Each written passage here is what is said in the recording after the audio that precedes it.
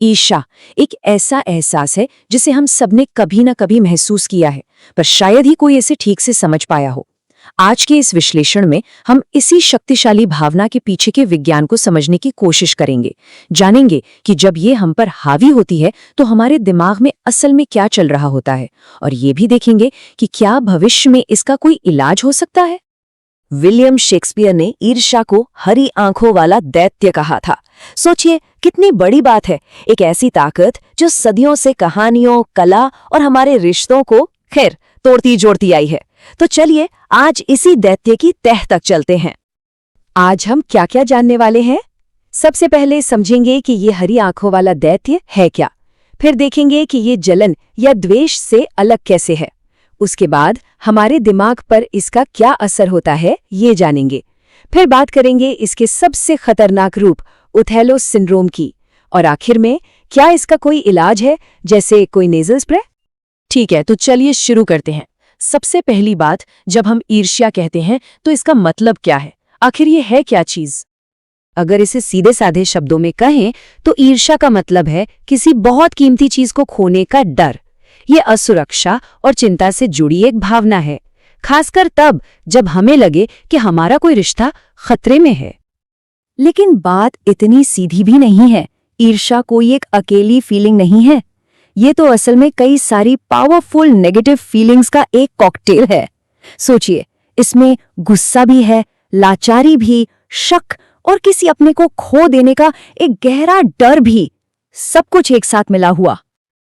अच्छा, अब एक बहुत जरूरी बात पर आते हैं जो अक्सर लोगों को कंफ्यूज करती है। वो ये है कि ईर्ष्या और द्वेष यानी जेलसी एंड एनवी एक ही चीज नहीं है, इनमें एक बहुत बड़ा फर्क है। तो फर्क क्या है? देखिए, ईर्ष्या तब होती है जब आपको डर लगता है कि कोई तीसरा इंसान आकर वो छीन लेगा जो आपके पास पहले से है, जैसे कि आपका रिश्ता। यहाँ एक ट्रायंगल बनता है, आप, आपका पार्टनर और कोई तीसरा।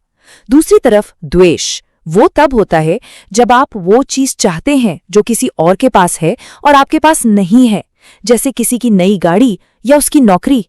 यहां सिर्फ दो लोग हैं, आप और वो दूसरा इंसान। तो सीधी सी बात है, ईर्ष्या का कोर है डर और द्वेष का कोर है लालसा। ठीक है, तो हमने भावनाओं को तो समझ लिया, पर जब ये सब हमारे अंदर चल रहा होता है तो हमारे दिमाग में क्या होता है? ईर्ष्या असल में दिखती कैसी है ब्रेन के लेवल पर?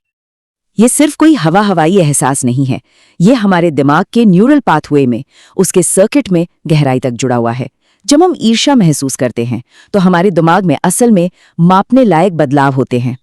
रिसर्चर्स ने पता लगाया है कि जब हम ईर्ष्या में होते हैं तो दिमाग के कुछ खास हिस्से एकदम से एक्टिव हो जाते हैं, जैसे कि एमिगडाला जो हमारे डर और गुस्से जैसी भावनाओं का सेंटर है, और फ्रंटोस्ट्राइटल सर्किट जो हमारी आदतों और रिवॉर्ड की फीलिंग को कंट्रोल करता है।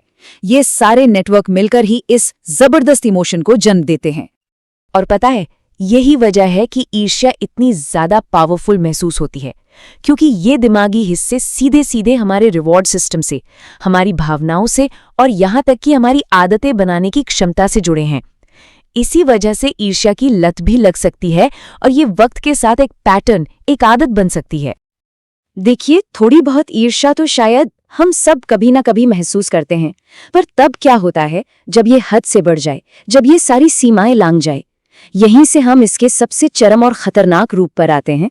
इसे कहते हैं पैथोलॉजिकल जेलसी या मॉर्बिड जेलसी। ये वो स्टेज है जब ईर्ष्या की भावना तर्क से परे हो जाती है, एक जुनून बन जाती है और पूरी तरह से कंट्रोल से बाहर हो जाती है। ये बस एक गुजरने वाली फीलिंग नहीं रहती, बल्कि एक सीरियस साइकोलॉजिकल कंडीशन बन जाती है। और इसके भी दो मुख्य प्रकार हैं। पहला है जुनूनी ईर्ष्या। इसमें इंसान लगातार इस चिंता में डूबा रहता है कि उसका पार्टनर बेवफा हो सकता है और इस वजह से वो बार बार चेकिंग करने जैसे काम करता है। दूसरा है भ्रामक ईर्ष्या, जिसे ओथेलो सिंड्रोम भी कहते हैं, और ये कहीं ज्यादा गंभीर है। इसमें इंसान को बिना किसी सबूत के पक्का यकीन हो जाता है कि उसका पार्टनर बेवफा है। और ये कितना खतरनाक हो सकता है, अंदाजा लगाइए। स्टडीज बताती हैं कि दुनिया भर में होने वाली कुल हत्याओं में से लगभग 20% में रोमांटिक ईर्ष्या एक बड़ा कारण होती है। ये आंकड़ा वाकई चौंकाने वाला है और ये दिखाता है कि जब ईर्ष्या एक बीमारी बन जाती है तो ये कितनी तबाही मचा सकती है। लेकिन इस डरावनी सच्चाई के बावजूद साइंस की दुनिया में उम्मीद की एक किरण भी है।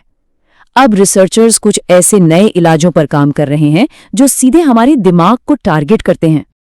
और ये समाधान एक ऐसे हार्मोन में छिपा हो सकता है जिसके बारे में हम में से कई लोगों ने सुना होगा, ऑक्सीटोसिन। जी हाँ, वही जिसे अक्सर लव हार्मोन कहा जाता है। अब सवाल ये है कि ये काम कैसे करेगा। ये तस्वीर इसे समझने में मदद करती है। जब ऑक्सीटोसिन को एक नेजल स्प्रे की तरह दिया जाता है तो ये सीधा हमारे दिमाग तक पहुंच सकता है। जैसा कि देखा जा सकता है, ये नाक से होता हुआ सीधा ब्रेन में जा सकता है या फिर हमारे ब्लड के जरिए। मतलब ये दिमाग के उन हिस्सों तक पहुंचने का एक डायरेक्ट रास्ता है जो ईर्ष्या को कंट्रोल करते हैं। तो इसका असर क्या होगा? खैर, स्टडीज ने दिखाया है कि ऑक्सीटोसिन हमारे रोमांटिक रिश्तों को और मजबूत कर सकता है, पार्टनर के प्रति आकर्षण को बढ़ा सकता है और सबसे जरूरी बात, बेवफाई जैसी सिचुएशन में ईर्ष्या की भावना को कम कर सकता है। ये हमारे दिमाग के डोपामीन और सेरोटोनिन सिस्टम पर भी असर डालता है, बिल्कुल वही सिस्टम्स जिन्हें आज ईर्ष्या के इलाज के लिए टारगेट किया जाता है। और सबसे अच्छी बात क्या है जानते हैं? क्लिनिकल ट्रायल्स में ये पाया गया है कि इस नेजल स्प्रे ट्रीटमेंट का कोई खास साइड इफेक्ट भी नहीं है। ये इसे एक बहुत ही सेफ और उम्मीद भरा ऑप्शन बनाता है। तो हम आज की बात को एक बड़े सवाल के साथ खत्म करते हैं। सोचिए, अगर ईर्ष्या एक ऐसी भावना है जो हमारे रिश्तों को बचाने के लिए इवॉल्व हुई है, तो क्या हमें इसे कंट्रोल करना चाहिए? जैसे जैसे साइंस हमें इसे काबू करने की नए तरीके दे रहा है, हमें खुद से पूछना होगा, क्या हमें ऐसा करना चाहिए? एक ऐसी भावना को बदलने के नैतिक मायने क्या हैं जो हमें इंसान बनाती है? ये एक ऐसा सवाल है जो सोचने पर मजबूर करता है।